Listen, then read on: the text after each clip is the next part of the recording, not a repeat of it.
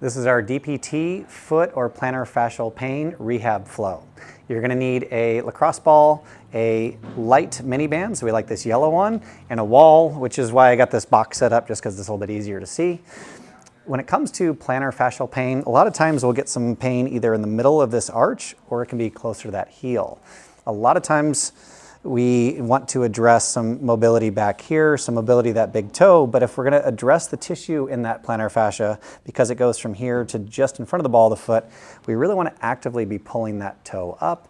And a lot of the muscles that we want to work are going to be along this back side here in that arch, because what's happening is those muscles tend to be a little too weak to actually take pressure off the plantar fascia itself, which is really just like a static inert structure. So let's start with, we'll do about 30 seconds to a minute of rolling the bottom of that foot out. So I'm going to start on this side so you can see me, and all I'm going to do is put a little bit of pressure downward into this ball, but like I said, it's important, let's pull that toe up to put a little tension on that plantar fascia itself.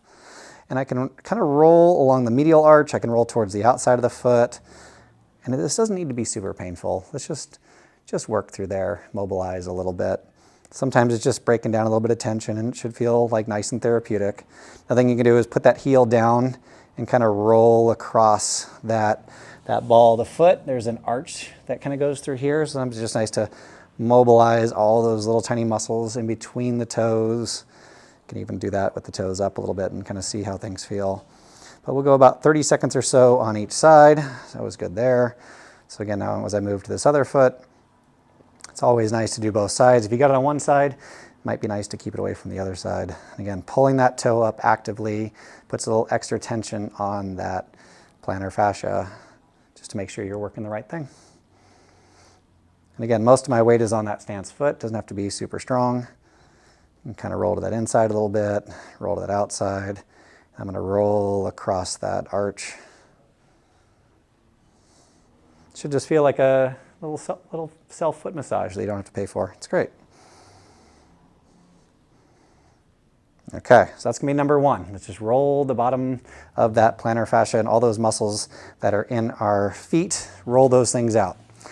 Number two, we're going to do a wall plantar fascia and a kind of Achilles soleus stretch. So if you come on over here so you can see me, I'm going to have my heel touching the ground. I'm going to go ahead and put like the ball of my foot up. And you know, my toe range of motion is pretty solid here. But so I can go ahead and I can do anything from here, even all the way down here might be okay, but I just don't have a lot of room to go here when I use a wall. So if I come up here and get a little bit more angle, my toe is getting bent back about like 60 or 70 degrees, which is great. And now I'm going to try to mobilize that ankle and calf.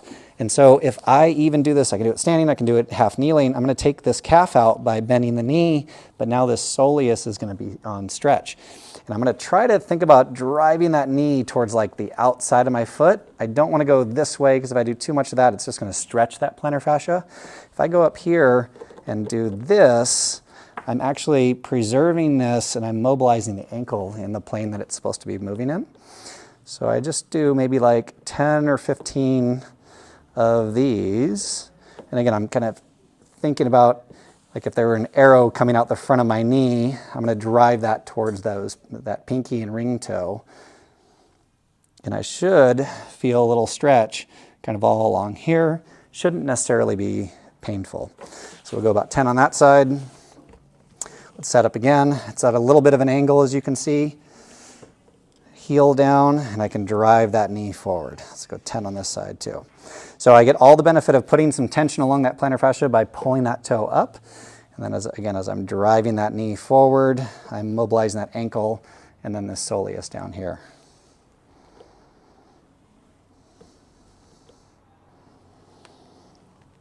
Six, 7, 8, 9, and 10. Okay, good. All right, so now we've rolled and we have mobilized that ankle and that big toe. Now we want to start to turn some of this stuff on. So we're going to use this band to start turning on some muscles in the feet. We're going to start with this big toe. So you're going to take this band, you're going to loop it around that big toe, and if I just kind of sit here and support the arm on my knee, just the tension on that band is already going to pull that toe up.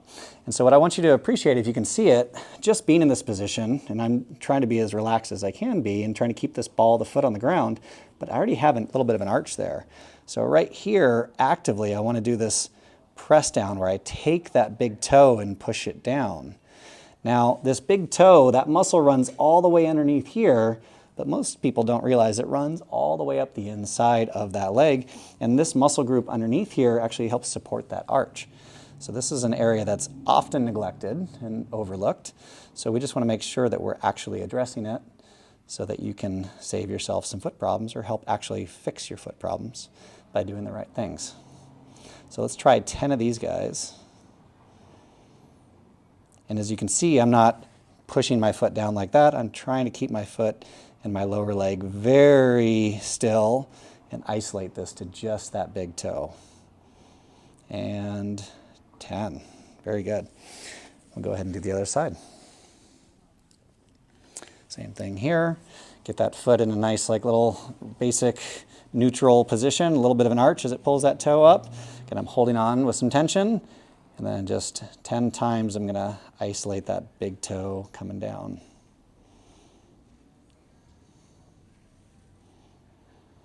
And you might even feel like that cramp in your arch, and that's okay. That just means that your muscles aren't really used to using this. That's totally fine. It should get better the more often you do it. 9 and 10. Okay, good. So that's going to activate that big toe. Now we want to start integrating that whole foot all together. So we're going to use this mini band. We're going to put both feet through it and put that mini band up around the knees. And what we're going to try to do is activate through our arches. So a lot of people just don't really have either the awareness or the activation in their feet, so we tend to stand in this little bit of pronation. Now, pronation's good. It's how our body absorbs shock, but it's that inability to recover from pronation and move back into a supinated position, which is more that high arch position, which is actually how our foot locks so that it can produce force and actually propel us forward effectively.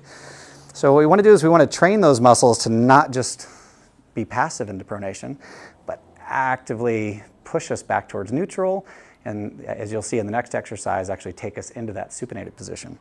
So what we'll do is we'll go ahead and put that mini band just above the knees. We're going to get our feet into about a hip width stance. I'm going to sit my butt back, and you'll notice if I just am here and I just push those knees out, look what happens to my arches. They just pop up and rise off the ground.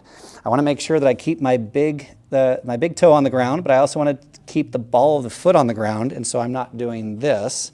But as I push out against that band, I create this arch. So then from this position, what I want to do is one foot at a time, I'm going to let my knee come in, I'm going to let that foot pronate, and then I'm going to go ahead and recover that position.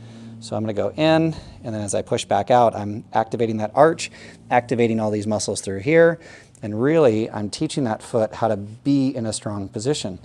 I can really think about what it is that which muscles I'm trying to fire, but if I just try to keep the ball of the foot and that big toe down, chances are I'm going to get what I want.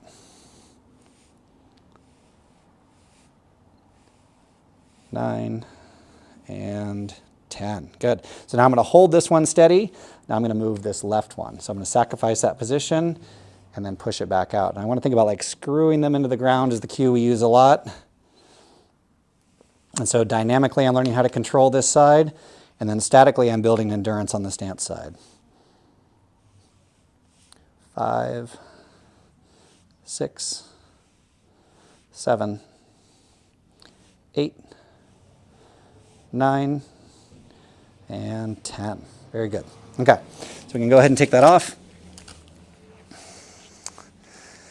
Now we've mobilized things, we've activated the foot, we have activated the arch and even the big toe.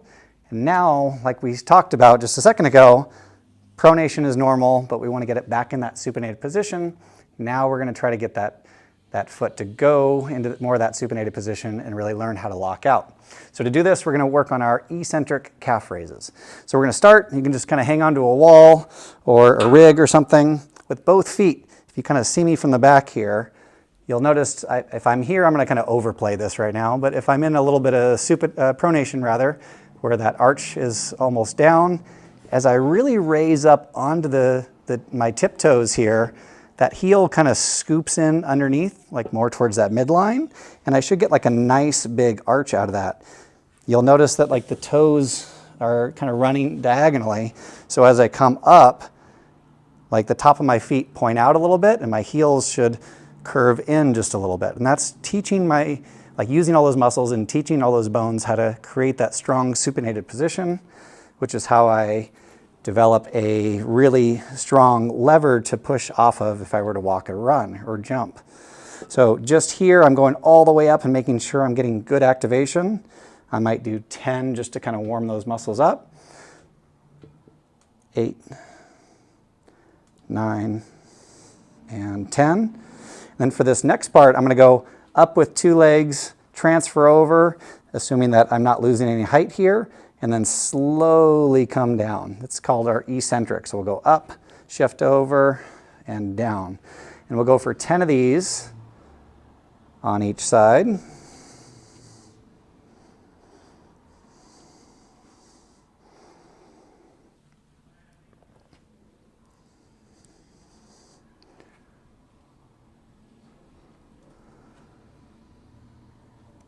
And I'm trying to go up and then like 2 to 3 seconds down.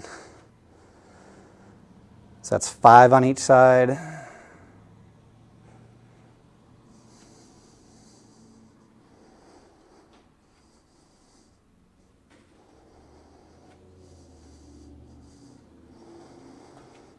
Here's 8. 8, 9, 9, one more, 10, and 10.